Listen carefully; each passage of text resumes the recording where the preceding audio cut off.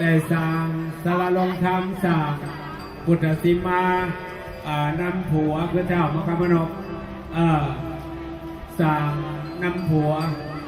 นางสุสดาเป็นเมียกกเวียเข้าบ่อสร้างนางทำบุญยังนางสุสดา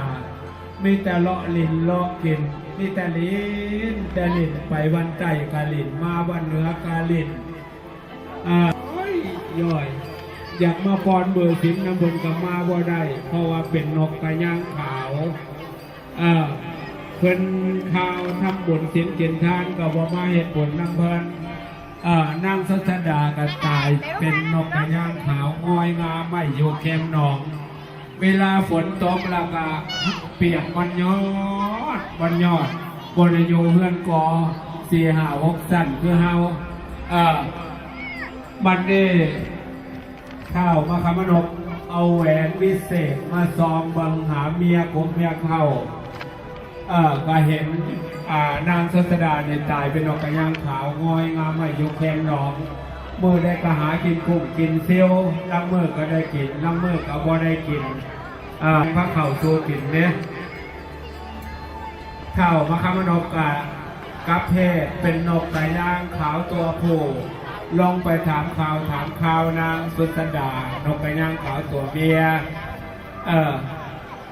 ข้าวมาคำมนกก็ได้ถามเมียว่าสุสดาเอ้ยเจ้าจำจื่ออ้ายบ่ได้หวาจำอ้ายบ่ได้หวาอ้ายก็คือเป็นผัวเก่าของสังขารมันมีการเปลี่ยนแปลงเพิ่นมาสังขารก่อนเป็นแปรผลเปลี่ยนละเปลี่ยน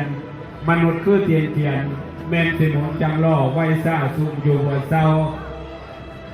แรงในเศร้าสิซับเปลี่ยนเรียนหมุนบาปและบุญไฟมันสิแข่งกันบ่มีได้มนุษย์สังขารมันเปลี่ยนแปลงไปทุกวันอันนี้จาวัฏสังขารานิสังขารทั้งหลายทั้งปวงบ่เที่ยงมีเกิดมีแก่มีเจ็บมีตายมีสุขมีทุกข์มีโศกมีลาภเป็นของธรรมดามันบ่ได้นอนเพิ่นว่าเกิดเป็นคนมันดิ้นรนบ่หยุดปวงทุกโศกโลกใหญ่น้อยพลอยสิ้นเสื่อมสูญบุญจงซอยกระตุ้นรักษาโลกให้เป็นมหาโอสถยอดยาขนานกล้าคอยลวนลานฝันข่าโลกคายหายขาดมารอบคาสวงเศร้าเบาเนื้อสิไปเหนือเลือใต้ไปไว้มากอคลองกายกายยาอุกอับขับแค้นแน่นังขังอกสาธุเนอกุศลธรรมจงนำปกให้สวงเศร้าหายห่อนทั้งยำนอนในบุญกันทั้งยำฝันให้ซอยซื้อพระประสีสนใจ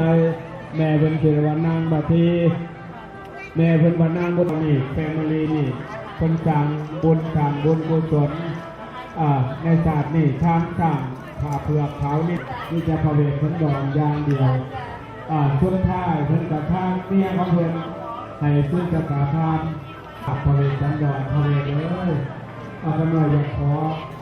นางมาที่เมียของพระเวทนั่นแหละเอาไปโลกเพื่อว่า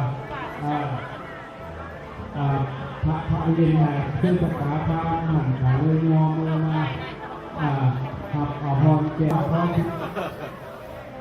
วันก็พระทิศในคนมา